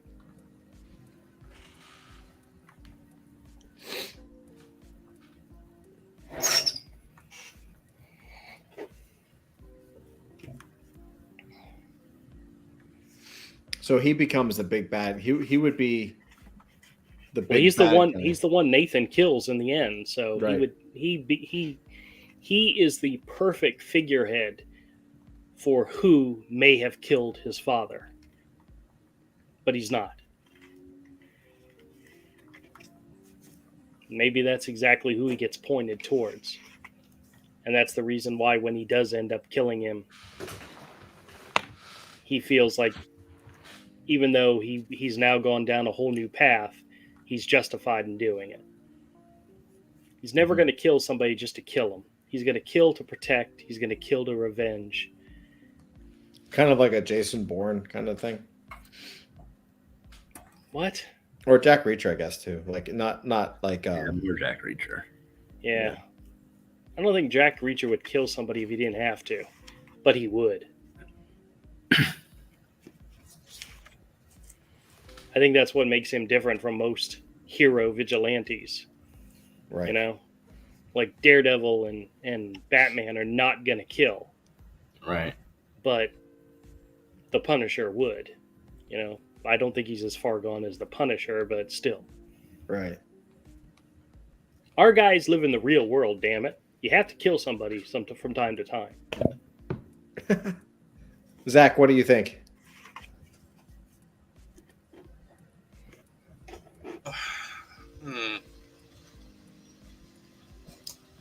Difficult to say. I like the idea of the Warden as like the Kingpin, but no power. So it'd be like Vincent D'Onofrio as the Kingpin in the Daredevil series. Mm-hmm.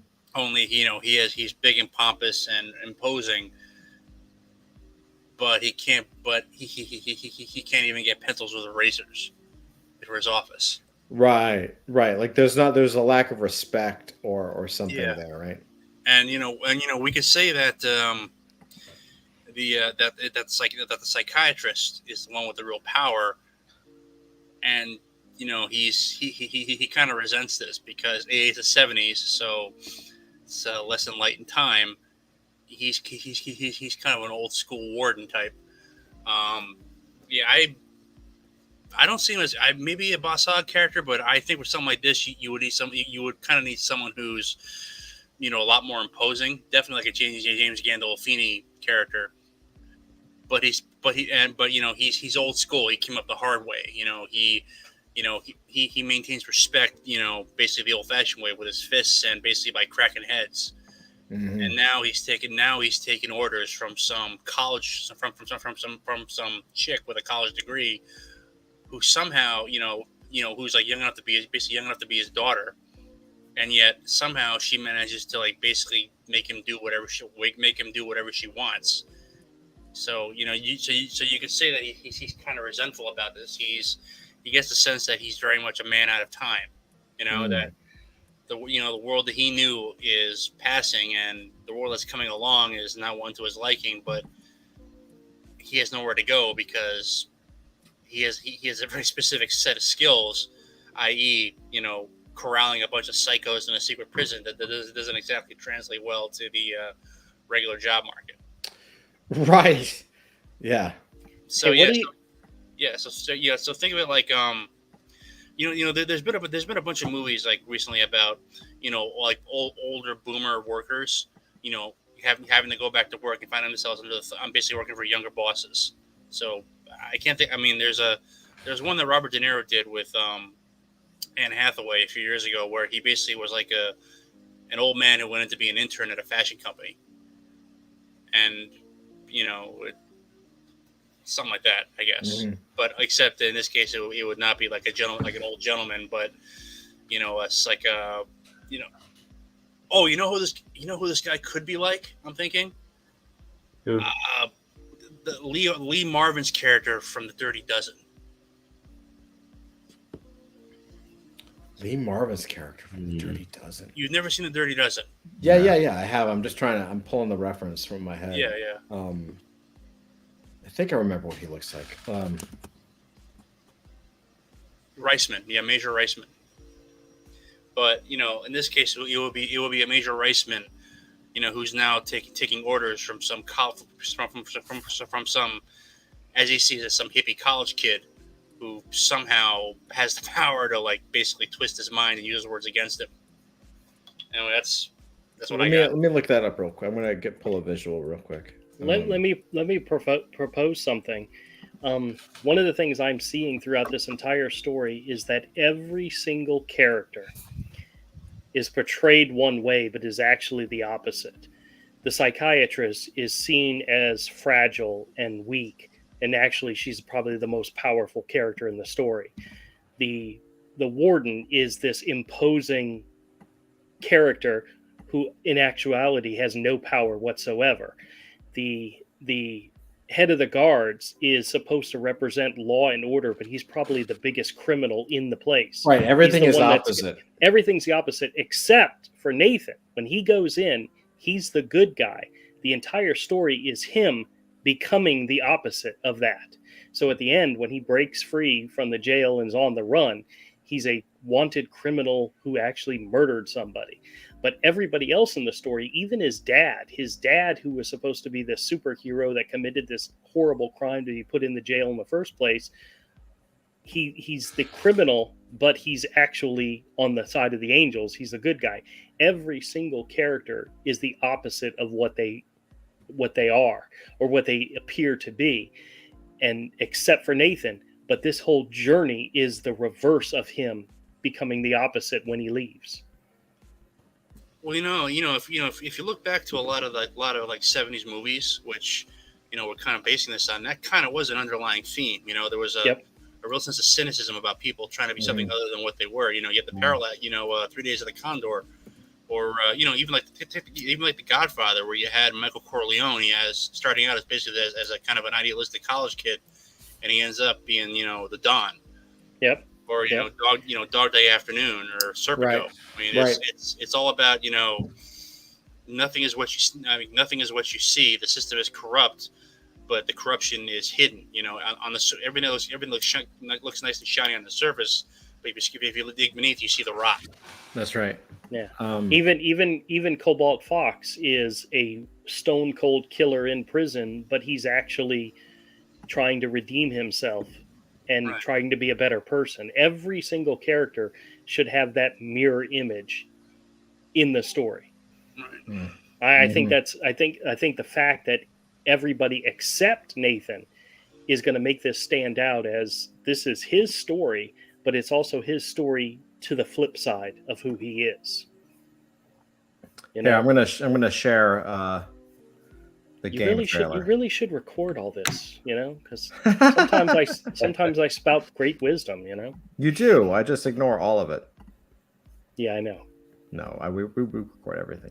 All right, check this out. This is the game trailer. I do have the game on my Voodoo, by the way, Avery. I think you probably already knew that. Here, let me I'll dim off the sound. Let me know if you guys can hear this when I play it, okay? And hopefully it won't be choppy. Sometimes it is, but all right, ready? Ready.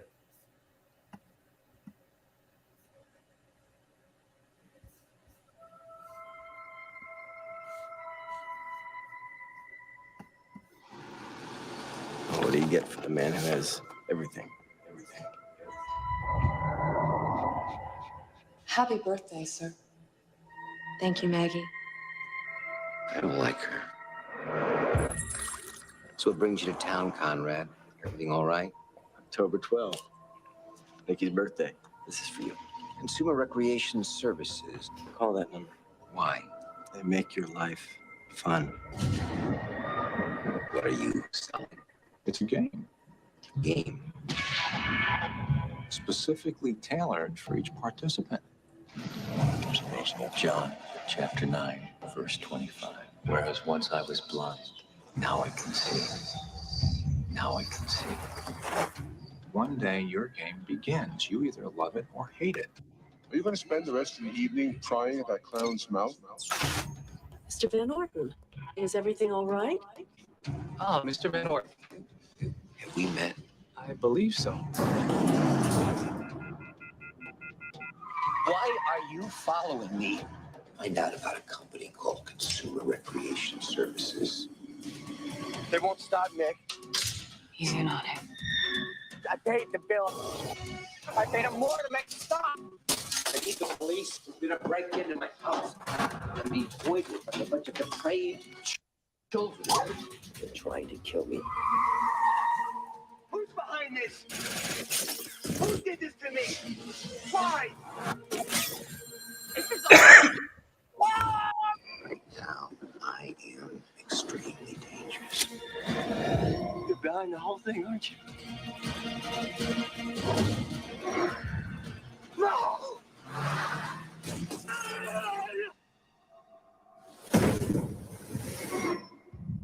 They make your life fun.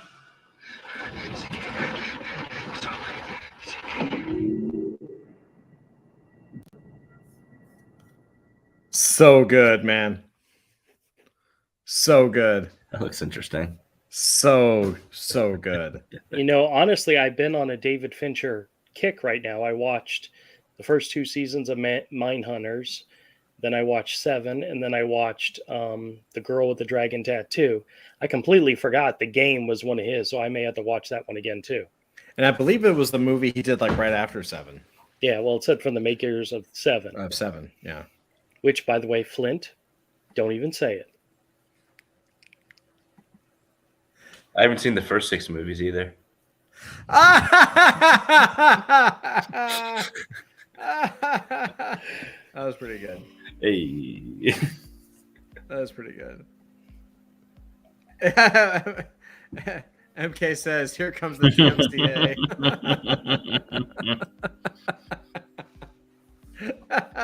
That's all right.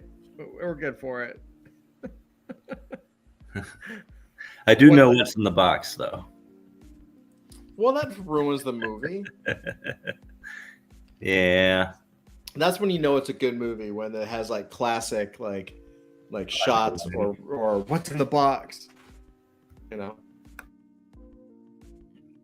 Absolutely classic. Oh man. So what else we got for tonight? Anything else? I actually think we made really good progress. It's coming together. There's still some bits and pieces. I think we need to streamline next week. Like start to streamline the actual like script. Like just kind of flush it out. A lot of good ideas. Yeah, I think all the stuff is there. We just need to kind of take a round of like actually going through the next phase. Maybe it's time to hit that next phase. I think we got enough stuff. I don't know. Maybe if there's time, I'll take a pass because it's really interesting.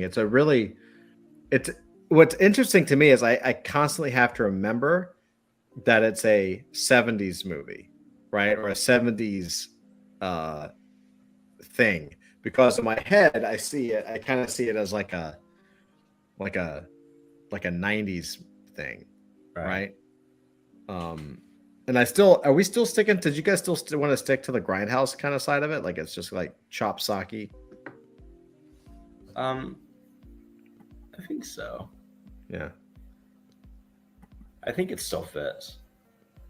Especially with that 70s vibe. I think there's a lot of prison activity scenes that could be very grindhouse-ish, but maybe not the entire start to finish story, but definitely influences within the prison itself, some of the stories that are involved in there. So I don't think it has to be the main focus, but definitely a reverence to it throughout the story. Yeah, I'll go with that. Yeah.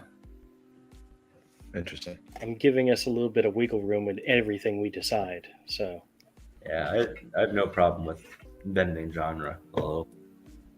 You know? Yeah. Avery, I wish your camera was hooked up so you could show us that Jim Lee Artist Edition.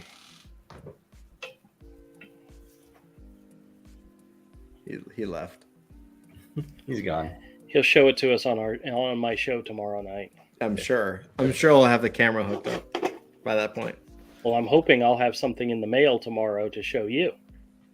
Oh, really? Is it the Jean Paul Leon? Yep. It's been shipped and scheduled to be delivered sometime tomorrow. That's awesome. We should show people this. This is the.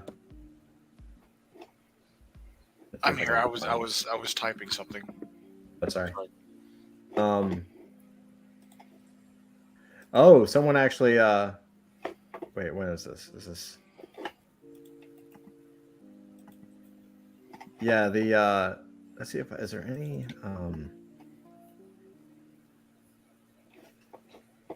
The Winterman Artist Edition. Here we go. Oh yeah, here it is. Someone actually did Zoop did a video of it.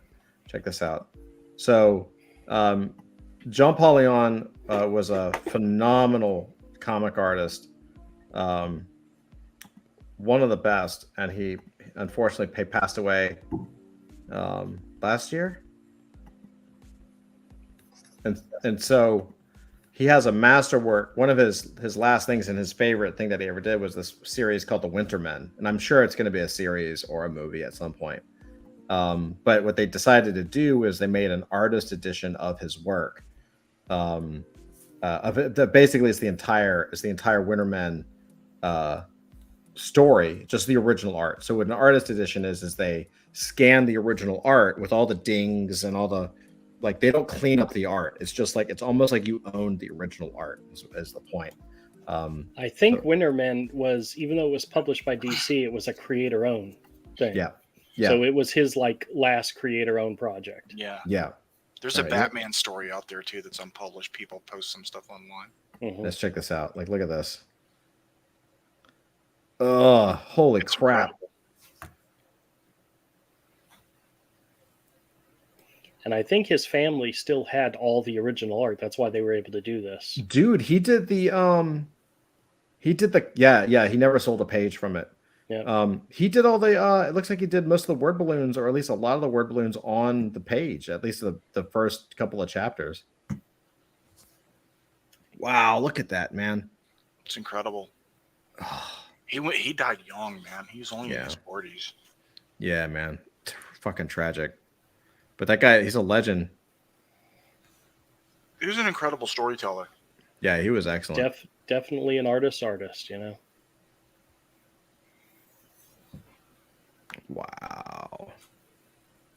I'm so excited for this.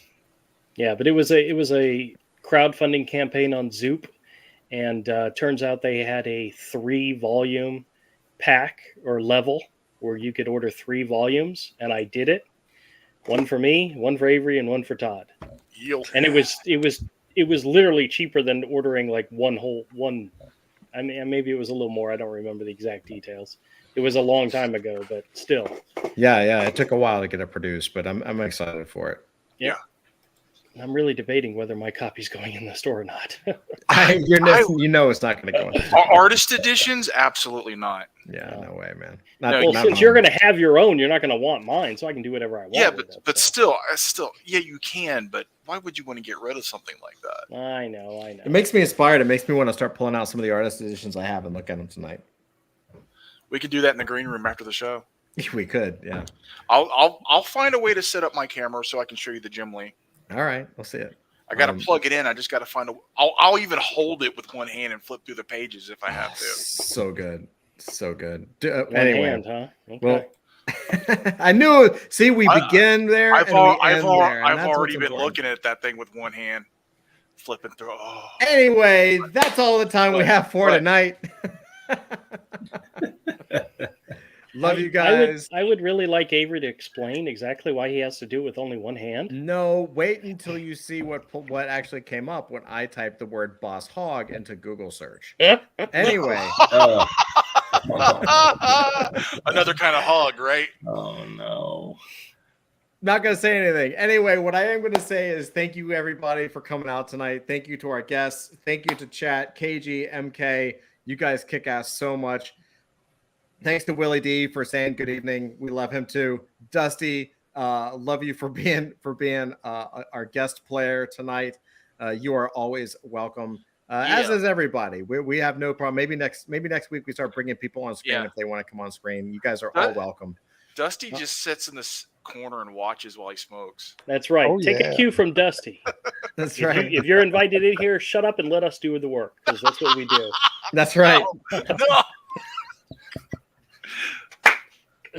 No, so bad. Love you, man. Be good. Love you guys. And with that, poor Dusty. Thank you for another awesome episode. We're making progress. The story's coming along. We will start the next section of our story circle next week. So a new map, and we'll get into the nitty gritty of the story. Pretty awesome. KG says, see ya. MK says, night all. This is awesome. thank you guys for showing up. Next time, look, if you guys want to come on screen, maybe we bring you guys on screen. You can put your avatar up. We'll just make a full screen of it. Maybe that'll be better. Let me know, especially MK, KG, Willie, if you're still around. You guys let me know in general in Discord. If you guys want to hop on, maybe what we'll do is we'll push the link into chat next week, and we'll actually bring everybody on. That'd be kind of fun. So anyway, love you guys. In the meantime, take care. God bless. Take care of each other. Peace out.